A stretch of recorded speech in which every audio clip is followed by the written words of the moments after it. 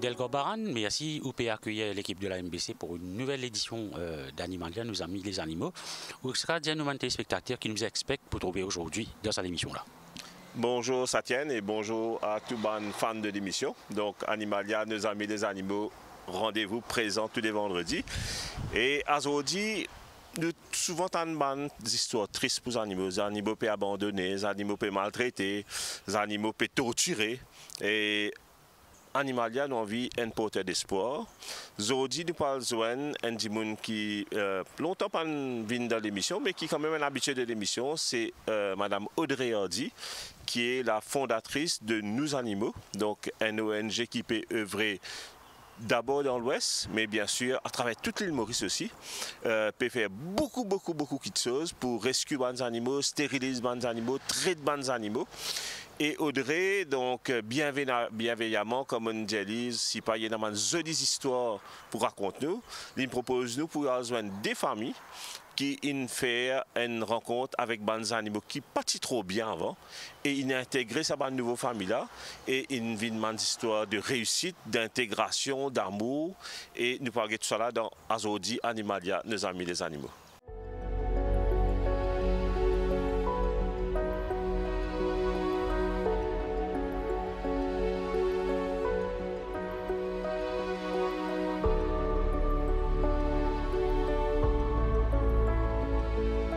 Je annonce au début, donc aujourd'hui, Satienne, moi et toute l'équipe de la MBC pour Animalia, nos amis les animaux, nous pouvons venir rencontrer donc la fondatrice de Nous Animaux, Audrey Hardy. Audrey, bonjour.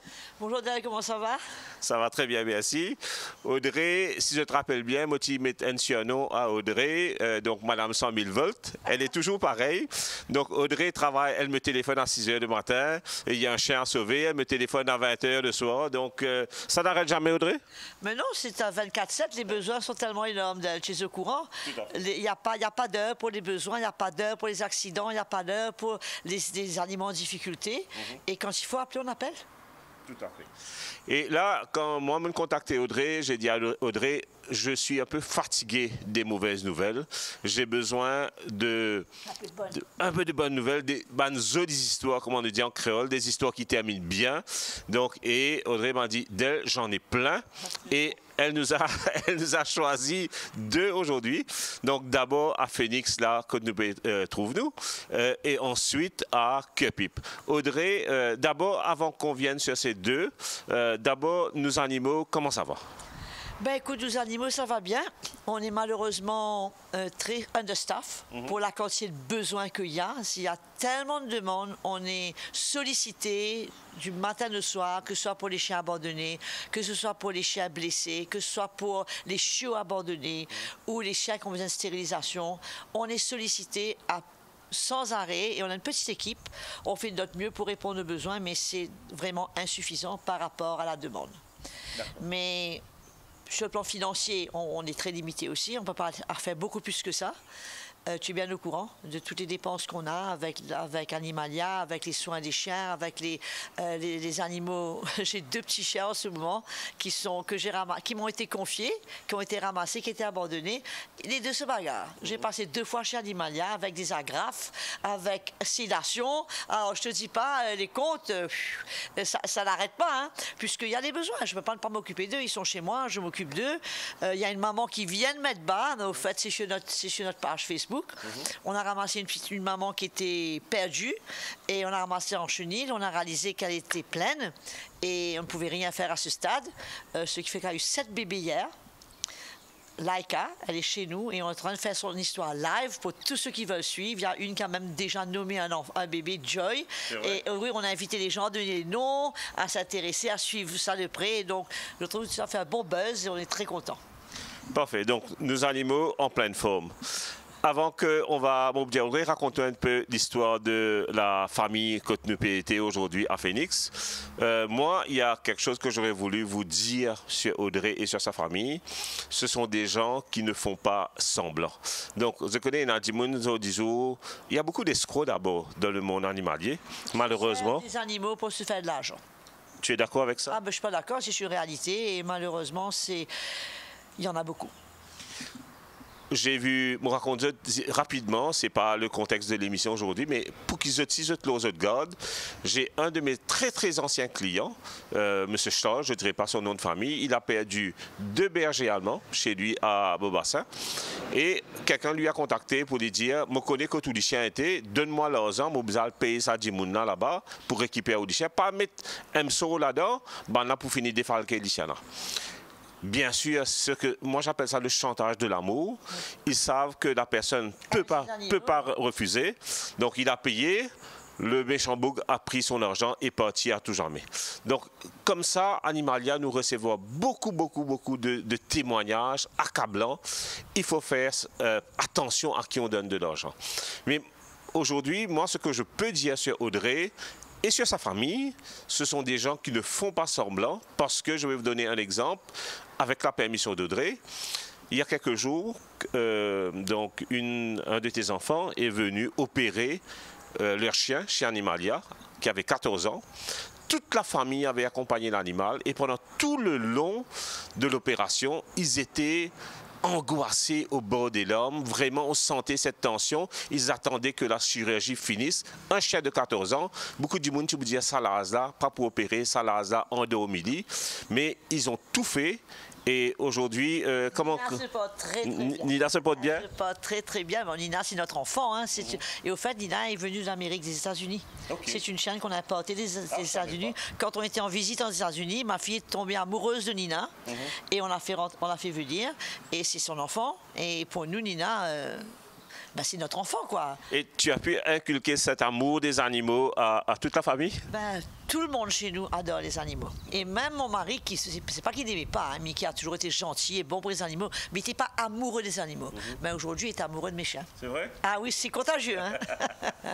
Parfait. Donc là, on rentre dans le vif du sujet. Audrey, tu nous as emmenés à Phoenix.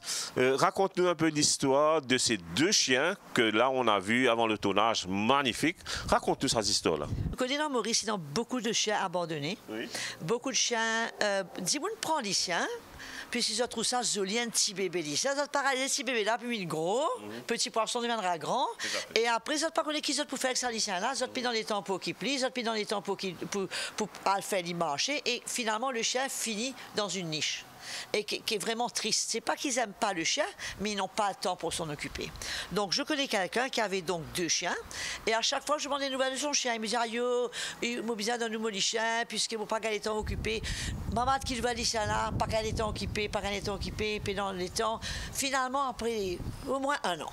J'ai fini par le convaincre, je me suis organisé que j'allais bien prendre mon chien chez les chiens pour les faire stériliser. Du reste, j'avais envoyé un mot pour les gens casse un berger qui va chercher une famille, mais pas les séparer. Ils ont grandi ensemble et j'ai fait stériliser. Et là, on a réalisé que les chiens, bon, il avait quelques problèmes de santé. Ils étaient maigres, premièrement. Deuxièmement, c'est pas qu'il manquait de nourriture, mais il manquait d'activité. Il n'y avait pas de muscles. Il manquait d'activité. Il y avait des problèmes de peau. Ils avaient besoin d'être stérilisés. Et donc, j'ai organisé la stérilisation. Et en route, il fallait que je passe prendre un chien ici, chez notre amie Tasseline, qui devait être stérilisé aussi. Et donc, en revenant de la stérilisation, on a déposé Lucie. Et en déposant Lucie, Tasseline a vu Zoé et Josh. Et elle a eu le coup de cœur, elle vous racontera elle-même, elle a eu le coup de cœur. Un seul coup de famille grandit. Je lui ai dit, mais ce sont des chiens qui sont en adoption éventuellement. Oui. Et je lui ai dit, écoute, ce qu'on peut faire, je vais causer avec le maître, on va faire un essai de 2 semaines.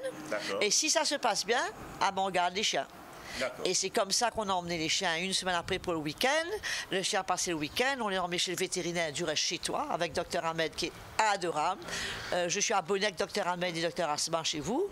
Et aujourd'hui, tu peux voir, ça fait combien de temps, Tasmine? Ça va faire 3 mois bientôt. Hein? Ça va faire 3 mois bientôt. Mais non, mais c'est comme si je les avais toujours aimés, quoi. Ils ont déjà intégré la famille. Ah bah c'était le coup de cœur parce que quand j'ai appelé Audrey, j'étais Audrey, mais attends, mais ils sont adoptés. Mais oui, ils sont adoptés, Audrey, mais j'ai envie de les avoir. Non, mais de toute façon, je sais que l'histoire est passionnante, mais je vais demander, il y a Satienne qui va rentrer un petit peu plus en détail tout à l'heure avec Tasmim. Donc voilà. Et, mais là, ça fait 3 mois que les chiens sont là et tu es satisfaite. Je sais que tu es très pointilleuse sérieuse. Là où tu mets tes chiens en adoption, tu es satisfaite? Ben oui, je suis satisfaite. J'attends un pas de plus. J'attends une petite étape qui doit arriver pour que les chiens puissent s'adapter dans la maison et être bien avec Lucie. C'est un but, un goal que nous avons, un but. Et j'espère que ça ne va pas trop tarder. Si ça tarde trop, je vais me mettre de la partie. Moi-même, je viens faire des présentations. Je vais faire ce qu'il faut. Mais toi, tu es dresseur de chien, Del. Non, je ne suis pas dresseur. Je suis comportementaliste, mais c'est vrai qu'avec Animalia, j'ai pas de temps. Ça fait des années que je pratique pas. Et je racontais ça d'ailleurs dans une entrevue la semaine dernière. J'ai fait ça parce que j'aimais mon chien et je voulais vivre pleinement avec lui. C'était un very strong character. Mais j'ai jamais pratiqué comme comportementaliste à Maurice. Mais je pense que au bout de 3 mois, on est quasiment sûr que tu as donné une nouvelle vie à ces 2 chiens. Ah, ces 2 chiens sont transformés. Premièrement, ils ont pris du poids. Et on peut voir qu'ils sont heureux. Ils adorent Tasmin. Enfin, j'ai des photos pour vous montrer que bien souvent, Josh, c'est un petit enfant gâté. Il regarde sa nourriture. Il ne veut pas manger. Il faut que Tasmin le nourrisse dans la main. Dans sa main. Et là, il mange. J'ai des vidéos pour vous montrer.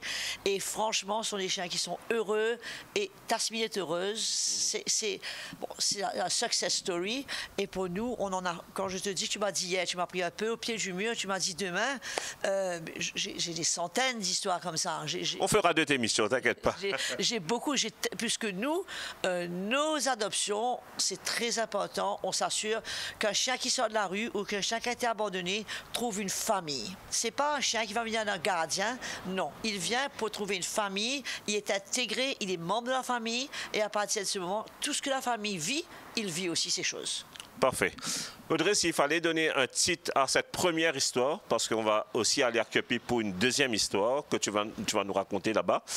S'il fallait donner un titre à cette première partie de l'histoire, est-ce que si me dire que les chiens pas besoin de manger et boire, mais les chiens besoin aussi l'amour, tu es d'accord? Je dirais l'inverse. Je dirais les chiens ont besoin de nourriture, ils ont besoin d'un toit. Ils ont besoin de boire, de manger et un toit. Mais ils ont avant tout besoin de nourriture, d'amour. Ils ont besoin de ressentir qu'on les aime et qu'on les accepte tels qu'ils sont. Ils ne sont pas parfaits comme nous, on n'est pas parfaits. Ils font des bêtises comme nous, on fait des bêtises, souvent. Et on doit les accepter tels qu'ils sont. On peut les aider, on peut les éduquer. Mais les chiens, c'est un tel plus pour la vie de quelqu'un. Et j'ai vu les chiens transformer la vie des familles. J'ai vu les chiens changer des situations où vraiment il n'y avait pas d'espérance, où les chiens sont emmenés, ils ont mis des réconciliations, ils ont emmené de la joie, ils ont emmené de l'espérance, la santé, le goût de vivre. Donc, on peut pas, ils n'ont pas de voix. Ils ne peuvent pas parler, ils ne peuvent pas se défendre. Ils comptent sur nous pour le faire. C'est pour ça que quand on donne un chien d'adoption, moi, je suis le chien jusqu'à ce que j'ai la totale assurance que le chien est bien et que j'ai plus besoin de m'occuper. Je peux mettre un tic, je peux cocher la case, je sais que ça c'est bien, je peux m'occuper d'un autre. Parfait. Avant qu'il me passe le micro à Satienne pour que cette maman de 3 bébés, elle raconte ces histoires, une petite confidence, une petite apportée que, pas besoin de dire à personne, mais je vais te poser une question. En tant que dame toi-même, j'ai remarqué quelque chose. Tu as parlé du docteur Ahmed tout à l'heure. Là. Oui. Tu connais le docteur Moussa aussi? Oui. Depuis que le docteur Ahmed et le docteur Moussa, moi doucement, personne d'autre qui nous a pas comme ça, in vini, ma clientèle féminine a augmenté drastiquement. Est-ce qu'ils viennent pour les mains du docteur ou bien pour les the good looks? Voilà, c'est une bonne question. Il faudra la poser la question, mais je peux comprendre. Même ma fille m'a dit, Dr Ahmed, il est adorable. Ils ont craqué devant le Dr Ahmed. Et je dois dire que tous les gens, tu sais, moi, c'est vrai que j'en vois chez Animalia, mais j'ai mes vétérinaires dédiés. Puisque je dois m'assurer que si j'envoie un chien chez vous, je veux savoir que l'opération va être faite correctement et je veux savoir que s'il y a quoi que ce soit, j'ai accès, je peux téléphoner, je peux dire il y a un problème, qu'est-ce que je fais? Puisque c'est une grosse responsabilité. Bien sûr. Et dans beaucoup de cas, il y a des gens qui me font totalement confiance pour leur chien, ils ne se connaissent pas quoi faire, ils me disent tu prends des renseignements, tu nous dis quoi faire et c'est moi qui suis, c'est moi qui fais la fiche de soins, je fais tout, les médicaments, la prise de médicaments, elle est au courant, Tasmin, j'ai préparé la fiche de soins, tout ce qu'il fallait pour les médicaments qu'il fallait donner au chien. Donc pour moi, c'est très important. Donc quand j'ai identifié Ahmed à à 4 bornes. Et Asma à Rivière-Noire, bien sûr, je travaille avec Moussa, il n'y a pas de problème. Hein. Mais tes deux favoris, on va dire tes deux vétérinaires de confiance, c'est Asma, Dr Asma à Animalia de Tamarin. Exactement. Et Dr Ahmed à Animalia de Candos. Exactement. Et quand mes gens m'appellent, je dis non, je prends le rendez-vous pour vous, pour que je m'assure que... C'est pas que je ne veux pas discréditer les autres, hein, mais j'ai fait un long chemin avec eux, j'ai confiance en eux. Et la confiance est essentielle. C'est très important puisque je confie un chien qui n'est pas à moi. Quand c'est à moi, je prends les responsabilités. Mais quand je confie un chien qui n'est pas à moi, et si ça tourne mal, ce serait... Tu te sens responsable aussi. Très, très embêtant pour moi. Mais je dois dire que j'ai eu aucun souci. Il y a des gens qui me disent, mon fils fait stériliser mon lycéen finement. Je ne dis pas Trakamana, mon fils fait stériliser 300 lycéens. Personne pas finement, ou lycéen pas pour mort. Mais ils ont eu des expériences mauvaises. Beaucoup de gens ne stérilisent pas parce qu'ils ont perdu leur chien. Absolument. Et c'est une réalité. Et malheureusement, les résultats, c'est qu'on voit tous les bébés qu'on voit dans la rue, les chiens abandonnés. C'est tellement triste, je dis, c'est tellement facile. Fais stériliser les lycéens. Ou dire, moi, madame, vous payez dans l'auto. Pas grave, moi, dans l'auto, moi, me donne l'auto. Ah, vous payez dans le casse. Si vous payez dans le casse, vous ne pas payer. Si vous payez dans le casse, vous besoin payer. Vous besoin contribuer au transport, normal. On va vous payer le transport. Mais si vous payez dans le casse, pas grave. Nous venons rendre aux lycéens, nous faire les stériliser, nous, les plus bons qui pensent à Couraza, à l'abandonnement de bébés dans le chemin. Aujourd'hui, ils ont pris 2 petits chiens sur la route de Rivière-Noire, ici. Hein? Il y a un qui a déjà été tué. Le second a déjà été écrasé par une auto. Le second est perdu sur son petit frère ou sa petite soeur. Il ne sait plus quoi faire. Cet après-midi, il sera tué. Voilà, je comprends que faire mon appel de Madame 100 000 volts quand vous la lancez sur ce qui appelle Animal Welfare, le bien-être des animaux, ou pas capable d'arrêter. Donc tout de suite, je passe le micro à Satienne qui pour get un peu plus en détail comment sa maman-là saute avec un bébé, elle s'est écoutée retourner avec 3 bébés. Et comment... Pas des moindres. Et pas des moindres. Un griffon, un canne corso et un berger. 3 dimensions. Allez, tout de suite, Satienne prend le micro donc, pour continuer cette merveilleuse histoire. Maintenant, nous pourrons accueillir Tasnim qui pourra raconter nous ces histoires avec les chiens. Alors, Tasnim, raconte-nous sa merveilleuse histoire-là. Bonjour, tout d'abord. Et en fait, comme je suis toujours content les chiens. Et nous avons besoin mon petit toutou, mon griffon en stérilisation. Donc, quand le 22 nos animaux est venu récupérer Lucie, on trouve un berger, un canne corso. Et j'ai eu un coup de cœur. J'ai un coup de cœur. Je me suis demandé s'ils étaient à être adoptés ou pas. Donc, et Audrey m'a dit oui, ils sont adoptés. Et ensuite, ils sont venus pour un moment de transition, pendant 15 jours de transition. Donc, on a dû aller chez le vétérinaire pour leur donner ce qu'ils avaient besoin parce qu'ils n'étaient pas trop en bonne santé. Donc, j'ai pris soin d'eux et après 15 jours, les choses se passaient très bien. Ils sont ensemble, je suis ensemble, on joue, etc. Et... Mais dis-nous, qui a plus besoin, ça, des animaux-là? Ce qui est impressionnant, c'est que quand Josh, le berger allemand, est venu, il a tout de suite demandé de l'amour. Tout de suite, c'est-à-dire qu'il me prend sur la gueule, il me prend entre moi les bras, il voulait que des câlins, que des câlins, que des câlins. C'est ce qu'il est, il veut toujours ça aujourd'hui. Et même tient mon respect au pantalon, tape mon délipied pour qu'il ne m'en parle, etc. Donc c'est quelque chose de bouleversant. C'est le fait de réaliser que ça, les chiens là, il est content comment moi était. Et il même sur les mondes en fin de compte. Et aujourd'hui, Josh, moi, ça fait avec la main. Parce qu'il a eu une mauvaise habitude. Il a un peu gâté, donc il ne mange pas par lui tout seul. Il faut que je sois à côté de lui. Si je ne suis pas à côté de lui, il va aboyer pour faire comprendre que je dois être à côté de lui. Regardez, ça pourrit, ça. Oui, c'est un beau petit garnement. Très pourri.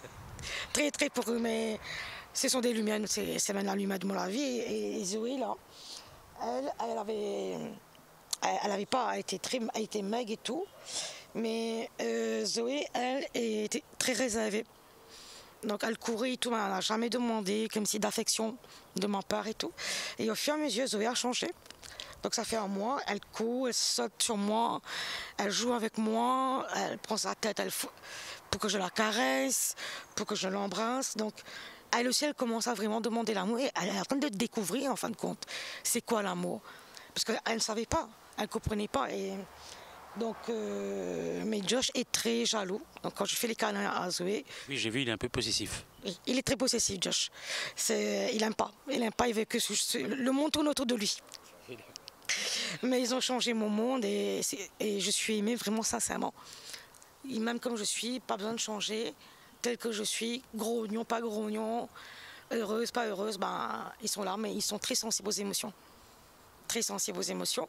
Et je voulais aussi ajouter quelque chose. Il y a, quand ils sont venus, il y a eu une restauration avec les liens avec ma maman qui, au début, n'était pas trop d'accord, mais au fur et à mesure, elle a vu. Elle s'est habituée avec Josh au fur et à mesure. Et aujourd'hui, elle aime les regarder comme si jouait et tout. Elle avait un peu peur parce que quand même Zoé est assez costaud comme chien. Mais elle a vu que c'était un toutou sans défense, quoi. Donc elle marche avec les chiens. Et pour moi, c'est un moment que je passe aussi avec ma maman. Donc c'est une relation vraiment entre elle et moi qui a vraiment été restaurée d'une grande partie. Parce que pourquoi il fallait que les choses en plastique ne soient pas dehors. Elle acceptait. Il ne fallait pas que les linges soient à sécher quand les chiens sont dehors. Elle a accepté. Elle sait qu'à 5h30, il faut qu'elle ramasse tous ces trucs parce que les chiens vont manger. Mais quoi demander de plus comme si enfin, quand elle m'offre aussi un cadeau parce qu'elle voit que je les aime et ça me rend tellement heureuse. La pluie, froid, soleil, ils ont ce qu'il faut, à l'heure qu'il faut.